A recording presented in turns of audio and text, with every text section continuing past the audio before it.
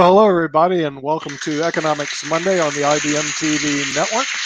I'm your host, Nick Palavita, and today we have a really heavy lineup today. We're going to introduce some of our people. One of our standing panelists is actually with the TV show Modern Investing, also with Chess Stars. Let's welcome back to the show Sasha Starr. Sasha from Canada. Hello, welcome to the show. Thank you. Do Donya. I guess Duper Uno, or is it Duper Ding? I forget which one it was, but it's either morning or evening. My Russian is lacking.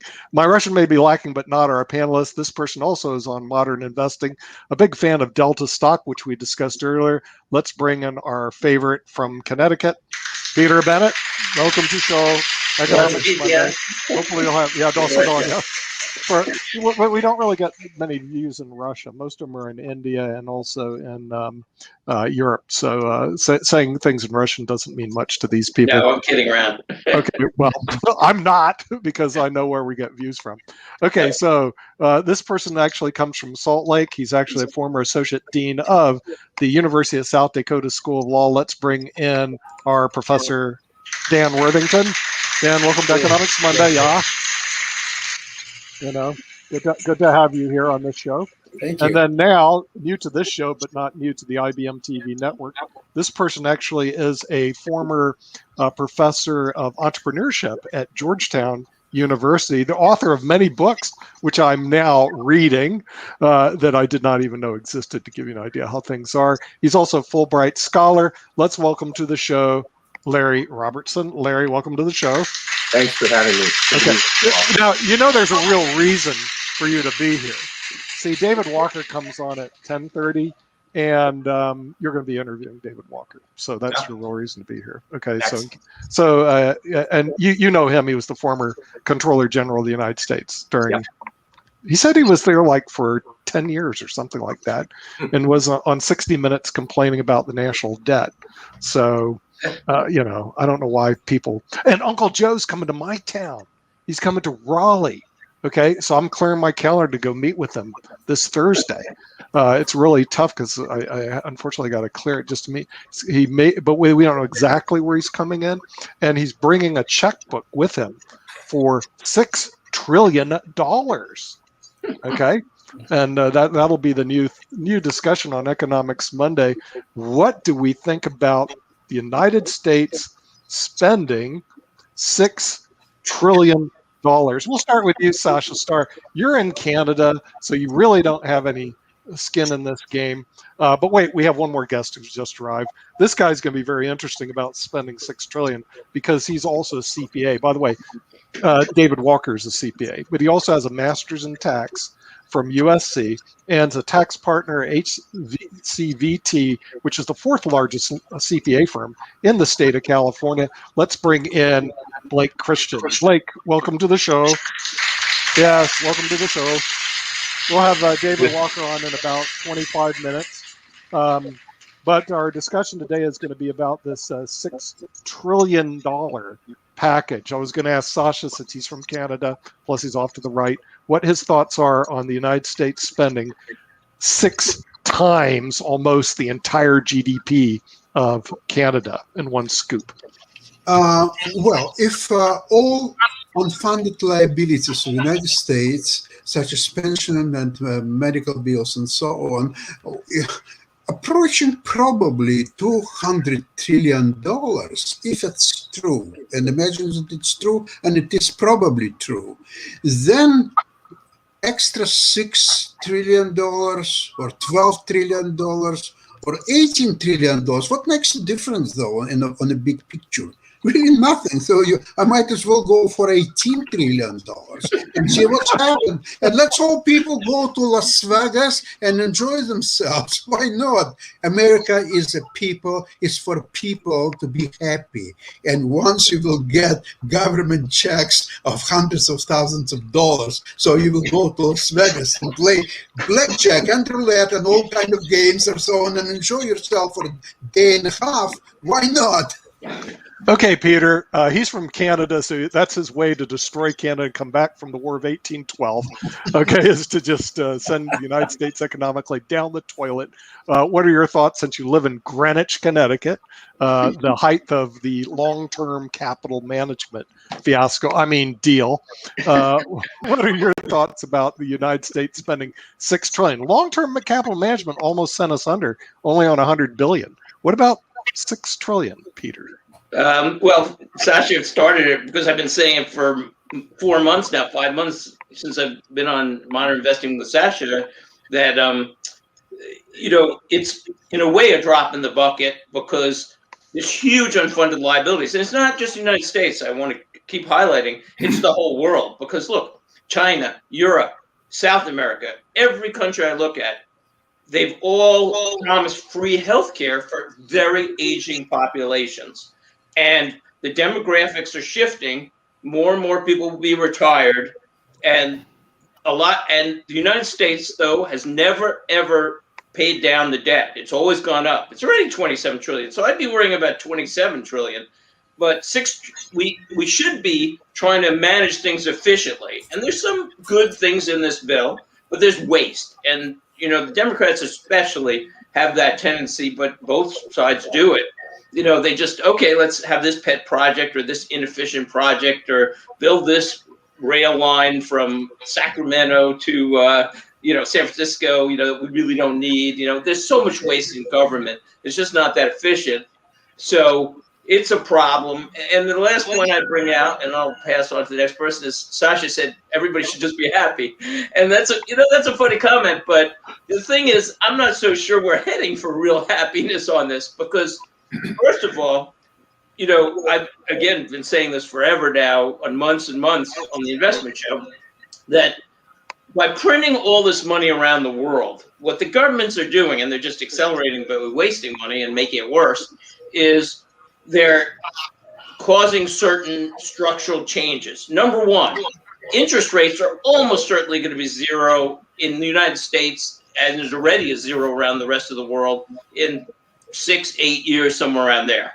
I mean, it's ridiculous, the rates you get now. So what's happened is the stock markets have been going up because the interest rate keeps going down. And as long as the interest rate's going down, that'll keep working.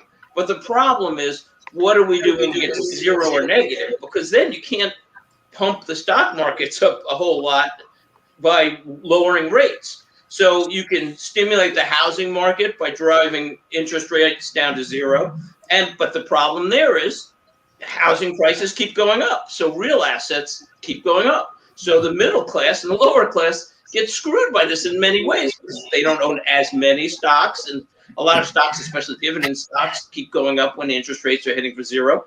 They can't afford to buy a house, or they can't afford to buy a great house because houses are going through the moon because, as I said, you can buy so much more. So there's a lot of structural change that's going to be happening as we hit zero. And then in 6, 8, 10 years, whatever, if it hits zero, and then they can't stimulate that way, well, now we start hitting a flat line where it's just lower productivity and the cost, everything. The stock market won't go up anymore. Maybe we'll get 6 more years out of this run. But so there's a lot of issues, and they shouldn't really be wasting money. Okay, yeah, tell the government not to waste money is a good idea. I'm going to go over to Blake Christian, since you work in a very large CPA firm, and I'm sure this must come up every week about this $6 trillion expenditure plus taxes going up to 50%. What does your weekly roundtable and your CPA firm have to say about $6 trillion?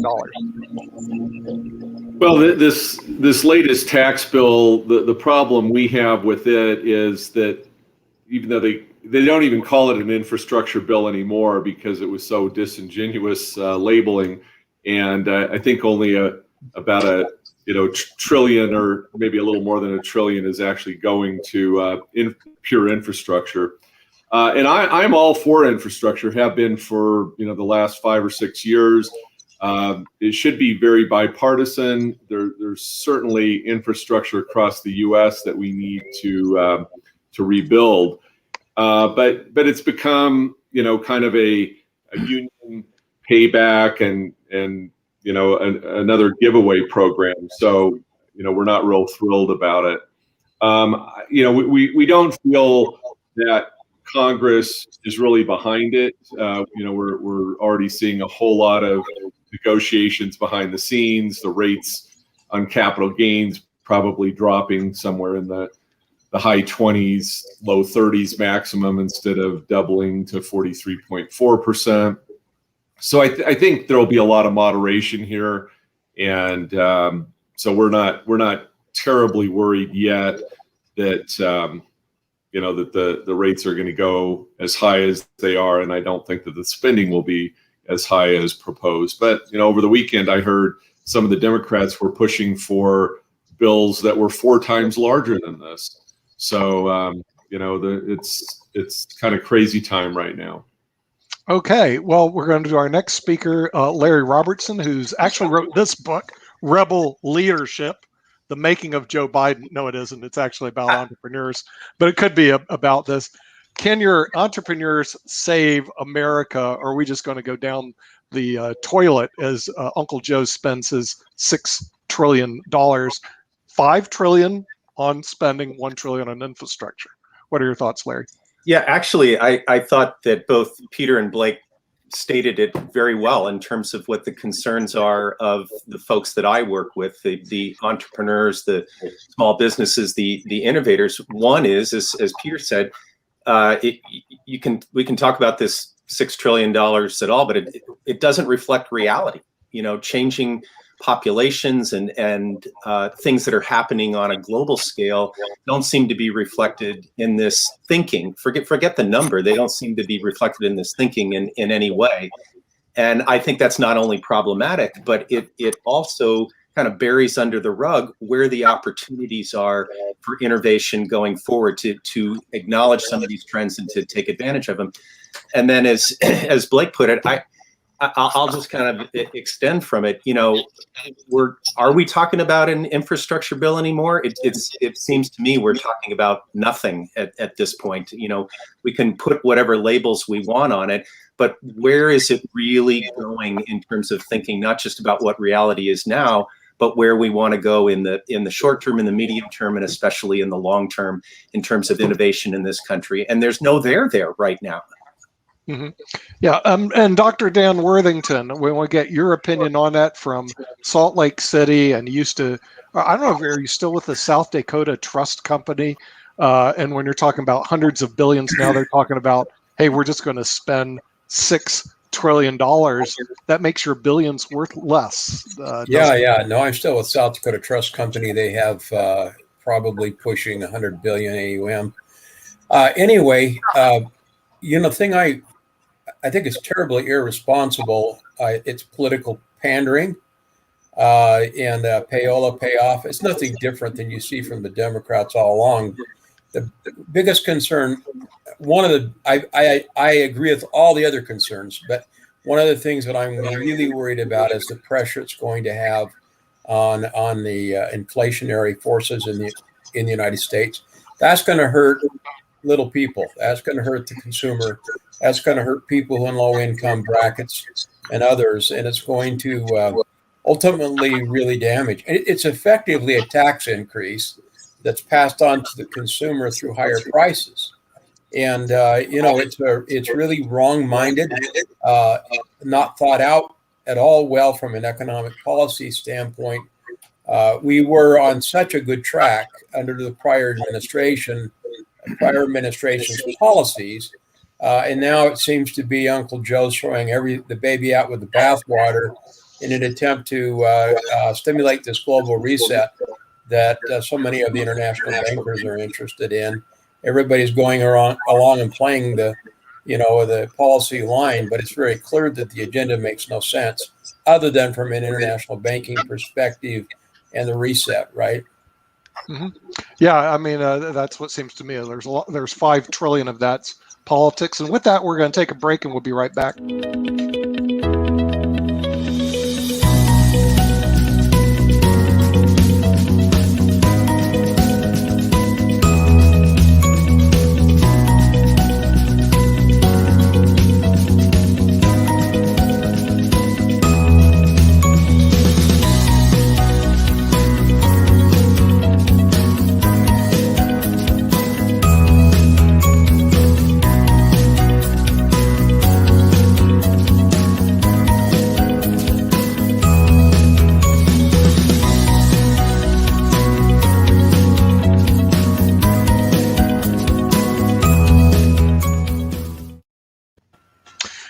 we're back, and also I want to discuss Larry's book, Rebel Leadership, for those on the IBM TV network who haven't got this yet. This is just out, and it's about entrepreneurship. And one thing I find out, Larry, and I don't know about you, is that there are studies that small businesses actually were the drivers of the economy for like the last decade. Yet our government policy doesn't seem to back small businesses because they don't have lobbyists in Washington, D.C. Do you see that and a lot of the reason why some of these businesses are successful, I hate to say it, they get government contracts. Do you see where small businesses are always in the short end of the stick coming out of the Tower of Power, Larry, in Washington, D.C.?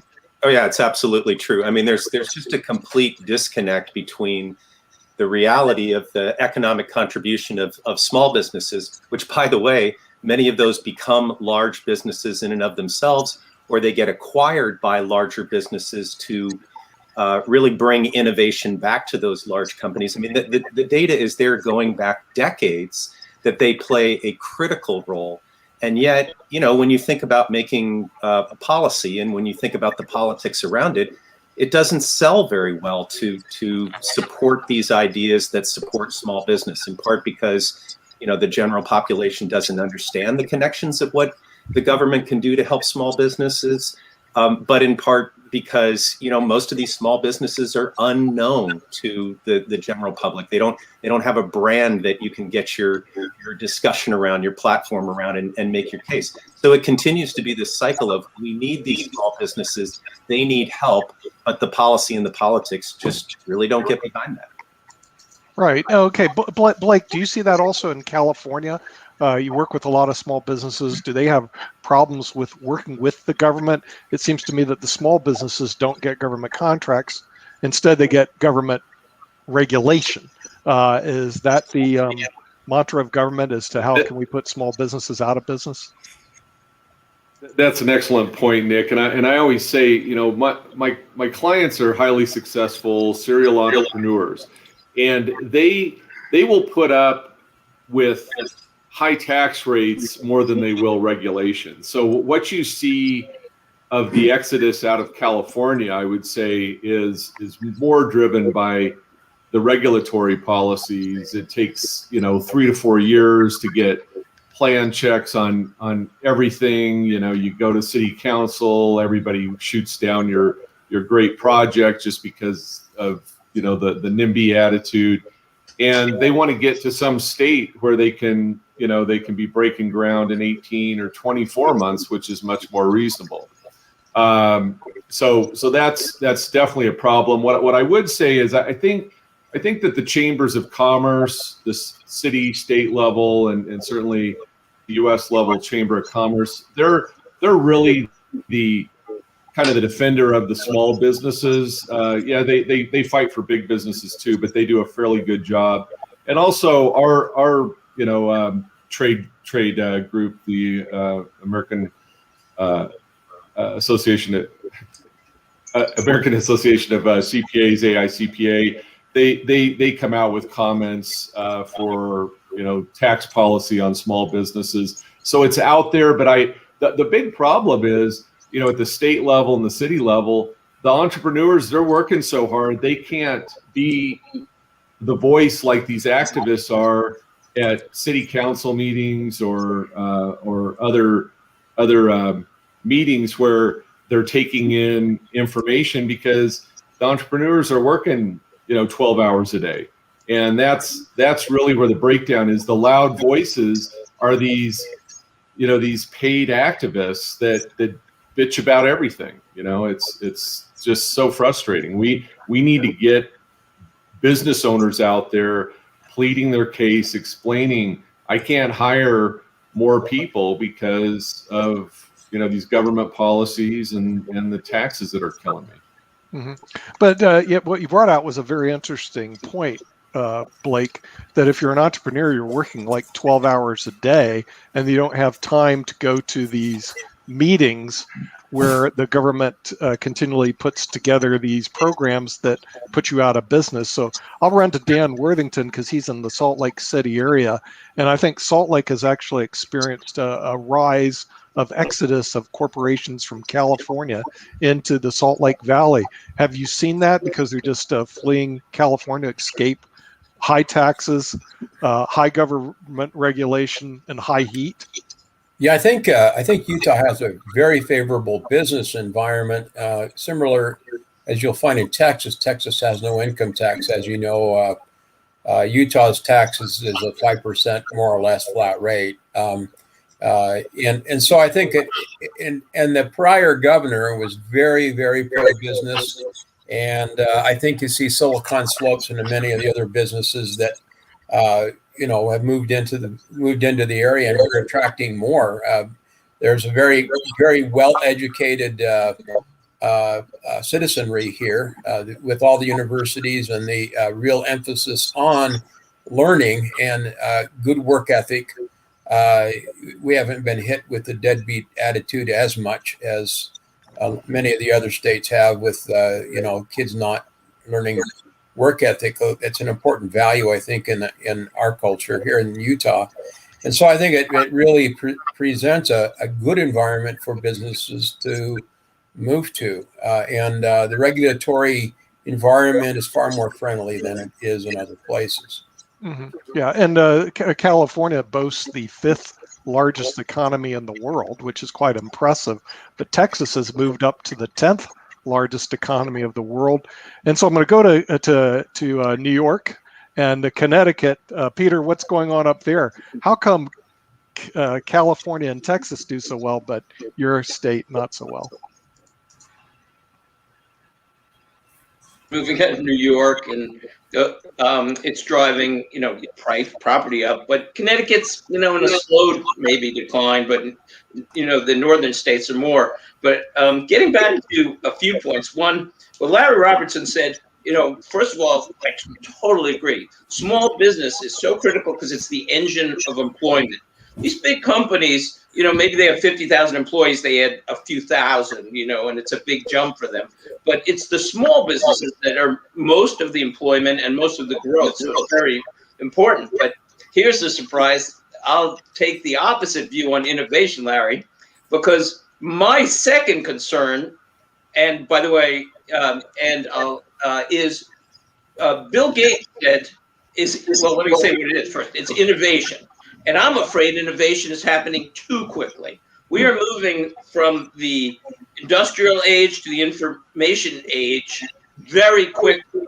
And now it's going, the innovation age. So Bill Gates said, people overestimate what they can do in 1 year, but they underestimate what they can do in 10. And that's true. I think he said it about society, but it applies to people or vice versa. I think Tony Robbins converted to people. But in 10 years, people are underestimating what's going to happen in 20 years. But I'll tell you something. I'm watching it, and this is my second concern. And by the way, relating to Dan's comment about inflation, I'm not worried about inflation. I think inflation is going to be higher than you can get in an interest rate, because interest rates will go to zero. The stock market will level off. Productivity will level off. But here's the thing. Innovation is very deflationary.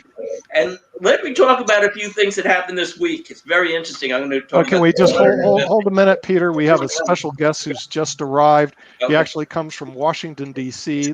He is the former Comptroller General of the United States of America.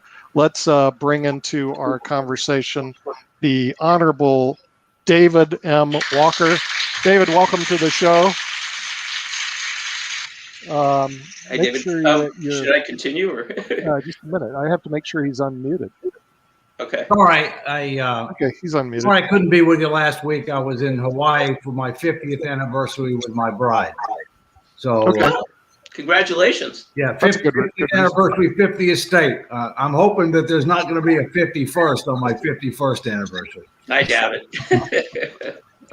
And for the record, I'm in Northern Virginia. I'm in the real world. I'm not in Washington. You're not in Washington, D.C. I always thought, Larry, are you in Washington, D.C.? Larry, no, I'm in Dave's real world. I'm in Northern Virginia, too. Oh, I see. That's the excuse. You're not in. I see we have the same barber, too, Larry. Yeah, exactly.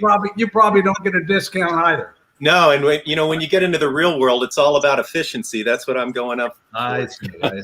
Okay. All right. So what are we talking about, Let Nick? me just continue my point, Dave. Government regulation. Go right ahead, Steve. Peter. So what I'm saying is, I read this in Barron's this last week. So Lyft is doing automated driving, and they just got to the driverless level. So they've tested 100,000 rides now in Las Vegas with a safety driver. But then they just got to level 4. Level 4 means you don't need a safety driver anymore. Now, another company, Alphabet, Waymo, is doing driverless in Arizona. GM is still at the test phase in San Francisco, but Lyft is going to roll this out to 2,300 locations soon, in the next 2 years or so. Now, 9% of people in America make their living driving, and that doesn't count the 2% of truck drivers who may not be replaced. But around the world, a lot of people are making their money on driving. So what happens to those jobs? And then, as I discussed on Modern Investing with Sasha, just in the last week or two, the Post came out with these articles about Nurse Grace, who's going to administer medications, and a manicure machine that does manicures. So those are the two things that are going to change this world in the next 10 to 20 years very dramatically. And the governments have to adjust for this, and it's going to be a shock. Mm-hmm. Yep. And so Dave, we're talking about government regulation, which is also part of your book. And for those people who have not received the book yet, it is America 2040, Still a Superpower. And Larry is actually a former adjunct professor at Georgetown on entrepreneurship. What we see, at least if you're an entrepreneur, and Blake has to leave because he's actually in Utah, but he's works a lot in California. But Dave, what about this overregulation of America? I mean, don't we see a part where Washington D.C. keeps pumping out regulations after regulations, and there's no policy to really support entrepreneurship in the United States? What are your thoughts on that? Well, first, I heard before some comments on most of the growth in this country, economic growth in this country, and job growth in this country is associated with the small business sector. There's no question about that. And they are less able to deal with excess regulation. The truth is, regulation is a drag on economic growth and individual opportunity. And the federal government, and certain states, I might add, have kind of gotten out of control with regard to that. I mean, one of the biggest concerns that I have about regulation is the government tends to layer on. So it assumes that the base is okay. And what it then does is, what else do we need to be able to do in order to try to promote the public good, quote unquote. And so it'll end up coming up with something new without necessarily eliminating the old ones. Then you end up having too much. There's inconsistencies and things of that nature that make it very difficult. So it's another cost. It's another drag on growth. It's another drag on innovation. And it's also a key factor with regard to competitiveness, both internationally as well as with the states. I mean, Connecticut there are 5 tiers of innovation according to a number of independent bodies. CNBC, Barron's, Forbes, etc. Connecticut's in the bottom tier. It's in the bottom tier for competitiveness, in large part because of its tax and regulatory structure and energy cost, and it's also on the bottom 3 states for financial conditions. So good luck.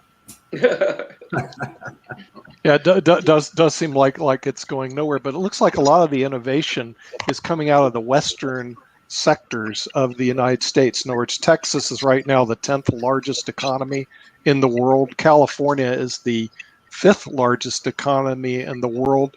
But it looks like also California is starting to adopt the same type of regulations that they have had in the Northeast, making it, frankly, a less attractive environment.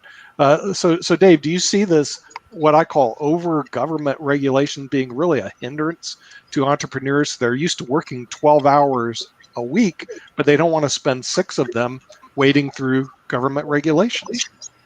Yes, and the truth is if you take California as an example, between its regulatory structure and its tax structure, you have a lot of innovators who are leaving California, and they are starting new cities of innovation. Austin obviously has been one of those cities. Miami is now, becoming a center of innovation. Boston has been for a while with regard to the West Loop, if you will, the perimeter or whatever they call it up there. And so, Silicon Valley is still a very powerful force. There's no question about it. But you're starting to have a movement out of that area rather than into that area. Mm-hmm. Yeah. Larry, in your book, of course, have to plug his book. He's got Rebel Leadership, which just came out.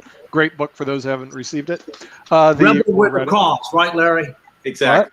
Well, the thing is, I saw in one of your earlier books, I'm reading that you interviewed about 200 entrepreneurs, similar to what the gentleman who wrote Think and Grow Rich did. He interviewed these people, and same with Bill Danko. They actually interviewed those people. When you were interviewing the entrepreneurs, were their thoughts on regulation, well, we can't get enough of it, or did they have issues with being regulated? Well, I've never heard the comment, we can't get enough of it, even though sometimes a certain regulation is favored. But really, to go back to your earlier point, they're not only working so many hours and working so hard just to keep their businesses moving forward. Believe it or not, I mean, with some exceptions, most entrepreneurs are not educated about the larger regulatory process around them, how it works. I mean, they know how it's affecting them, but how it works such that they could get involved and change it. And so they tend to do, instead of embracing the system or getting themselves involved in the system, participating in some ways we were talking about earlier, they tend to just work harder on what they're doing or move. And they're not just moving to other states. Oftentimes they're moving out of this country. They're looking at partnerships to develop their technologies, to develop their businesses that aren't even on this continent. They're going elsewhere. And another additional reason that they're going elsewhere is the money's going elsewhere. The early stage investing in some of these groups is now investing in other countries and encouraging entrepreneurs in this country to go there to be beneficiaries because things are so overregulated here. Mm-hmm. Yes. Dan, since you're with the South Dakota Trust Company, do you see your clients that are part of the trust company looking abroad for their investments, not so much in the United States anymore? And are you competing with other trust companies internationally? I'm sure the investors are looking at other places. South Dakota Trust Company has an interesting structure in that most all of their trusts are what are called directed trusts. In other words, the money will be managed by a trust advisor, someone else, and normally a money management group or whomever the investor has hired for that purpose through the trustee. And so the money is invested in directly. And of course, the modern portfolios are international portfolios. They're weighted, of course, based on risk tolerance and other things, emerging markets and that kind of thing. But when it comes to investing in small businesses or private equity kinds of opportunities, well, I think that that's an interesting question. I mean, are they going to be looking for opportunities in the equity positions in businesses who go overseas? Well, you have to assess the risks against the benefits and the nature of the business and the business model and the opportunity for success, right? And profitability, because that's why they're investing in it to begin with. Mm-hmm. Yeah. Dave, are we going to see this going forward? The United States having, for the first time, to actually compete internationally for capital and talent? In other words, what Larry's saying, hey, we're not going to bother move from California to Salt Lake. We're going to just offshore our facilities in India and China to do production work. Yeah, I mean, absolutely. You know, the United States has to remain competitive from a number of different perspectives, from a tax perspective, from a regulatory perspective, from a political stability perspective, from relative cost perspective. I mean, these are, the world, the geopolitical boundaries are of less and less significance all the time. And we are in a modern economic Olympics. Basically, we're in fierce competition internationally, not just with regard to businesses, but with regard to talent. And one of the things that was mentioned earlier was, the fact that the economy is changing very rapidly, and people that are skilled have more opportunities. People who aren't skilled will have less opportunities, and that will create a number of challenges, including domestic tranquility challenges, if not effectively addressed. Our preeminence, is not assured. And secondly, we live in a much more competitive world than we did immediately after World War II. Okay, well, here comes the $6 million question. Oh, excuse me. No, excuse me. The $6 trillion. There we go. Dave, okay, because million isn't good enough today. No, billions aren't either. Yeah, it's not even billion. We're going to go from 6 million to 6 trillion, skip the billion. Dave, what about the $6 trillion package that Uncle Joe's proposing? Is that going to make us more competitive? Well, first, Uncle Joe is not going to get his $6 trillion, okay? But let's parse this a little bit. The government spends too much on consumption and not enough on investment. And so, yes, we do need more critical infrastructure investment for things that are properly designed and effectively implemented. But a lot of that infrastructure investment needs to be through public-private partnerships rather than public only, if you will. And they need to be financed through dedicated revenue streams, such as user fees, rather than a general tax structure. But the government, on the other hand, is wanting to expand, societal dependency on it. And one of the problems that we have right now is, take, for example, the unemployment benefits. The government ended up providing extra unemployment benefits through September of this year, to the point where a lot of people don't want to go back to work, because, especially less skilled people, because they make as much or more money, with a better tax treatment, I might add, by taking these extra unemployment benefits. And that's why you're seeing a number of states with more conservative governors eliminate that extra federal supplement to unemployment benefits, so that they can end up getting people back to work and getting the economy moving at a faster pace. Yeah, and the thing is, we know how competitive it is internationally, and we're going to take a quick commercial break, and we'll be right back. Hi everyone. I'm Svetlana, impact investing expert, business trainer, guest lecturer, and keynote speaker on the topic of impact investment and sustainability.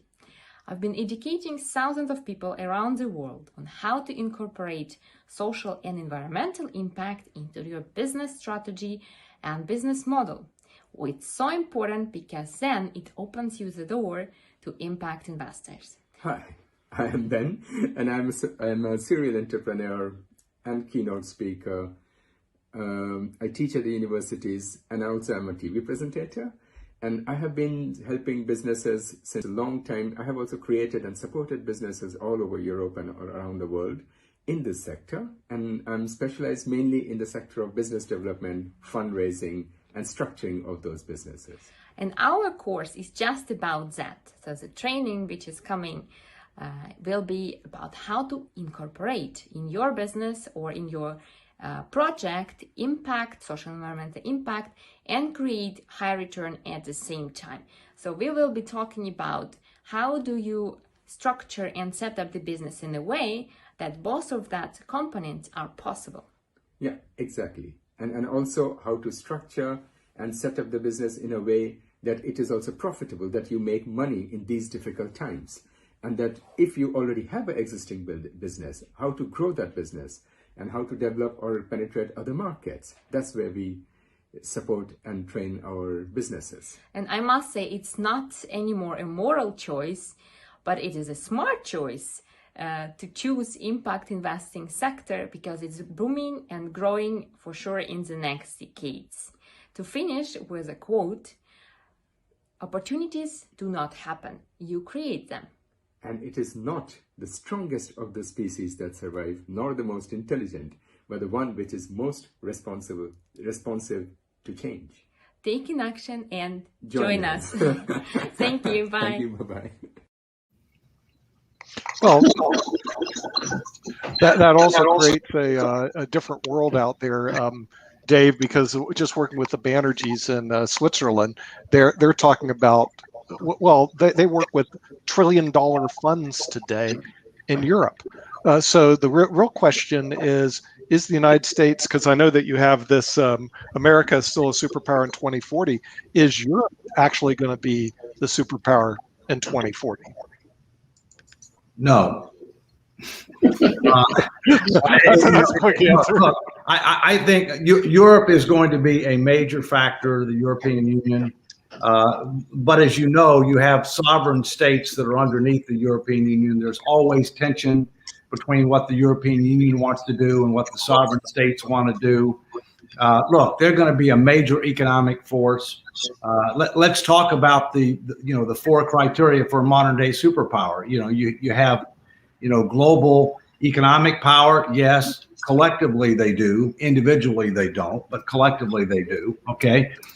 You have global diplomatic influence. Well, they have diplomatic influence, but I'm not sure how cohesive it is. Okay. Thirdly, you have global military power. No, the European Union has not gotten its act together with regard to that. NATO is an important force, but without the United States, NATO wouldn't be nearly as effective. All right. And then lastly, global cultural influence. Well, I would give it a yes on that. But again, it's the French versus the Italian versus the Germans.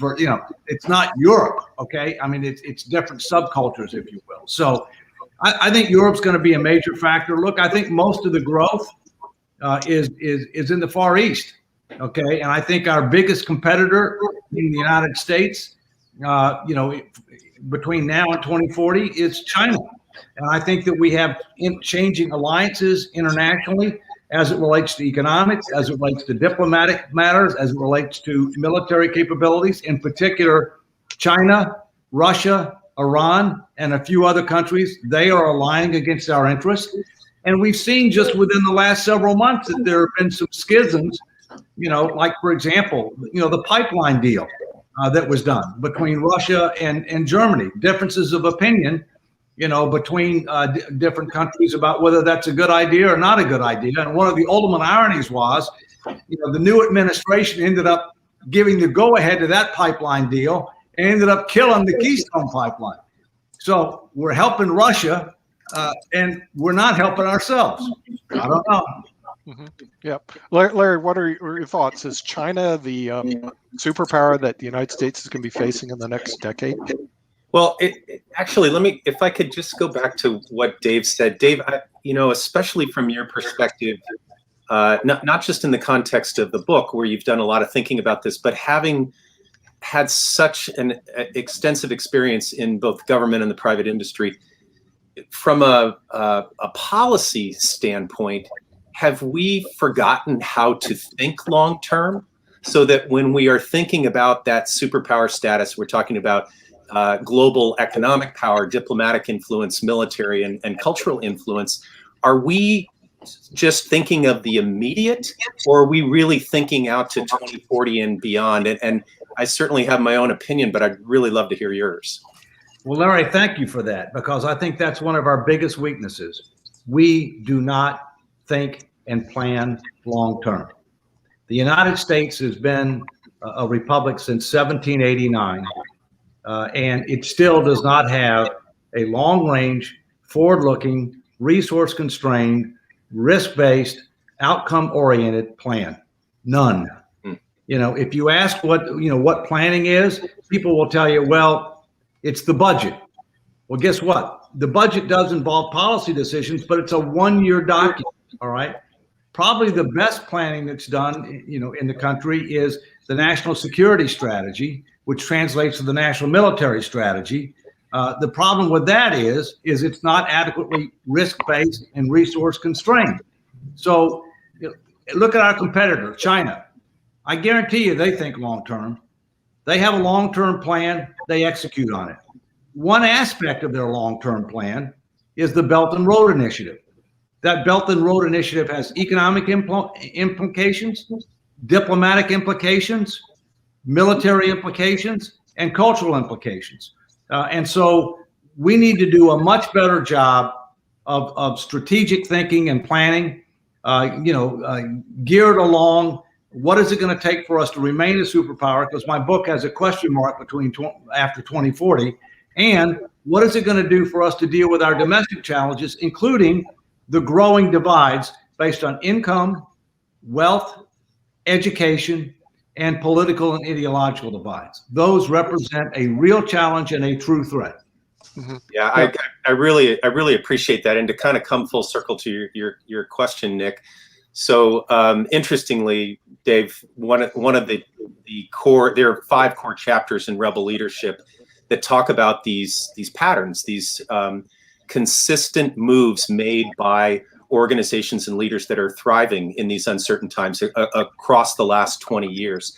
And the 5th and final insight is the long view matters right now, which is this idea of you can't just say that's where we want to end up long term. You have to be building it into every move, every decision, everything you do right now if you actually want to be in that lead position in the long term. So I think it's a real opportunity that still exists for us. So Nick, your question was, is China that competitor, or is China even that leader as a superpower in the future for us? That depends, because they are thinking longer term than we are. I would argue that they are finding it more difficult to think long term than they once did, which to me speaks to an opportunity for us. We can still bring the long view into the here and now and think long term and be very, very competitive with a China or with a Germany or a UK or whoever it might be, if we choose to do so. I just don't see us actively making that choice right now. Here's the challenge. Most politicians look to the next election. Yep. Okay. And and we've got a board of directors of 535 primarily career politicians. And the president, the planning needs to come from the executive branch, and obviously with input from the legislative branch. You can't run a country by committee.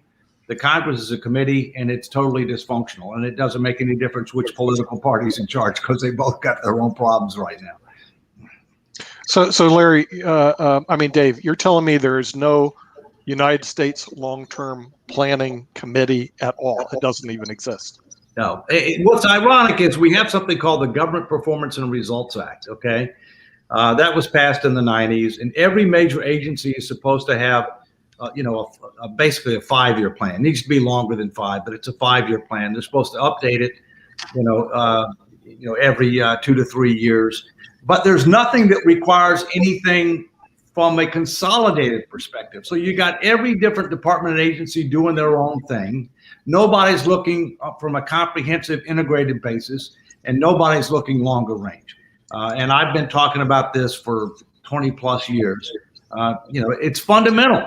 It's fundamental, especially in today's challenging times, and given the different, challenges that we face both internationally and domestically. Wow. Okay, so I'm going to run over to our friends in Russia. Sasha Starr, what about Russia? Do you guys have, Russia and Canada, do you guys have a long-term strategy, or is there no plan in the northern parts of the world? Canada is very similar to the United States, except that it's a much smaller country, and it doesn't have ambitions which could be comparable to those of the United States. To make the long story short, there is nothing much to speak about it. Russia's strategy is to rule the world one way or another together with China and inflict as much damage to United States and the West as possible. And it's trying to do different things like the cyber attacks and so on. So maybe they will come up with something innovative to do more damage and so on, which could lead essentially to something what we had a Cuban crisis in 1962. So I wouldn't rule out that possibility entirely, but it all depends on tolerance of the United States and the West, how long they're going to permit Putin and Russia to get away with all this stuff. Mm-hmm. Yeah, Dan, what are your thoughts about long-term planning? Since you were the associate dean at University of South Dakota Law School, I assume there was a plan there. I assume the South Dakota Trust Company has some sort of plan, and the United States government has no plan. Well, the United States government, unfortunately, is sort of at the whim of consortiums and power groups that do the central planning. And then it depends on who's in power, whether or not whose agenda gets pushed, right? So we see the globalist agenda being pushed now because Joe Biden is president and he's in power. And the thing that disturbed everyone about Trump is they didn't control him. And so the thing they like about Biden is that at least he's sort of understands the plan, is going along with the plan that has been set up by the international players and the globalists. I mean, National Security Council, other groups. I mean, it's interesting. All you have to do is go to the websites and read what kind of their goals are. And they use every bit of influence to try to promote those goals. And the think tanks and the others that try to Bilderberger Group, the others that try to influence political policy and governance and power. But it really is all about power and who stays in power, who stays in control, and whose agenda is being promoted. And it isn't necessarily the politicians that are in control. They are sort of the puppets, so to speak, that go about and play their roles. I mean, you can see the hypocrisy of many of the positions. I mean, look at Nancy Pelosi. Some of the crap she comes up with, she doesn't even believe.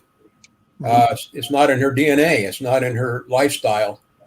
But still, she promotes it because that's the role she plays. She's a puppet. Biden's a puppet. Trump was less of a puppet. It sounds to me the long-term plan is to get reelected, and that's it. Well, it's more than that. I mean, there is no agenda. Other long-term plan. There's a globalist agenda. I mean, it's out there. It's been out there for years, and it's being pushed. And then there are power players involved in that, and all the interests. I mean, China has their own plan, and they're trying to dominate that plan and the globalist agenda, and everyone else is sort of power playing in that plan. The thing that Trump did is he created a lot of uncertainty and destabilized the long-term strategy that everyone was pursuing in lockstep.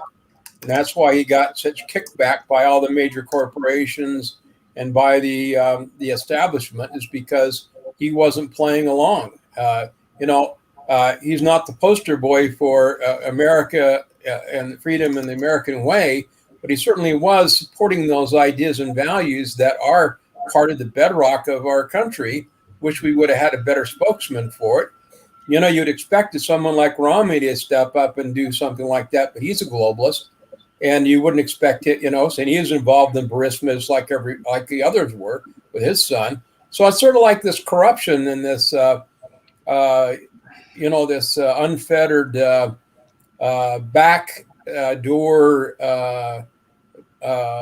hidden groups that do all this stuff the American people are aware of or they're not aware of. It's just that they are controlling and inciting various policies and that kind of thing. People aren't aware of it, and they need to be made aware of it. Okay. Pete, yes, Dave. But do you want Pete to say something first, and then I'll come after Pete? Go ahead.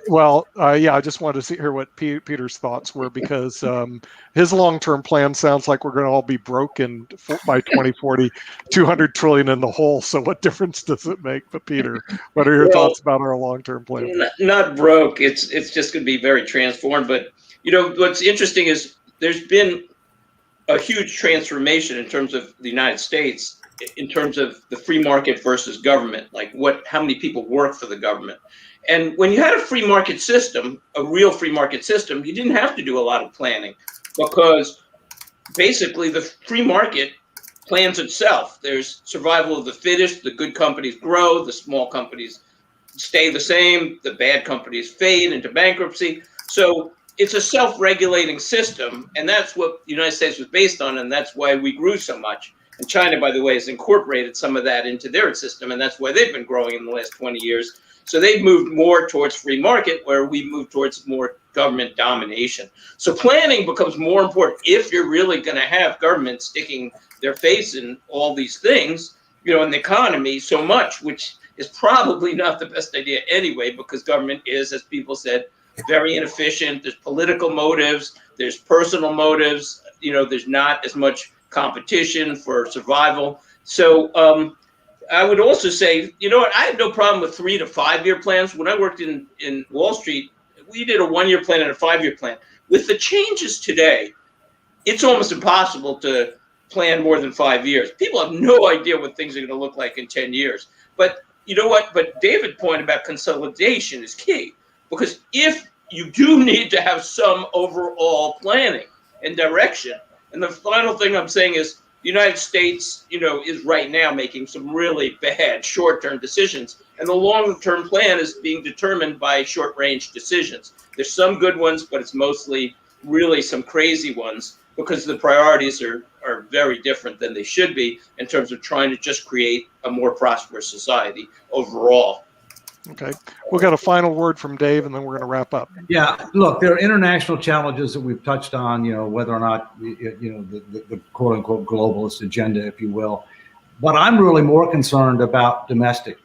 I'm more concerned about the fact that we now have a battle going on, an ideological battle, between whether or not this country is going to stick with the principles and values under which it was founded and that made us great, or are we going to adopt Saul Alinsky's socialist state principles? And that's outlined in my book, among many other things. And I hate to tell you, but right now, Saul Alinsky's winning. Right. And with that, we'd like to thank everybody. This is a wrap for Economics Monday. We will see you all next week.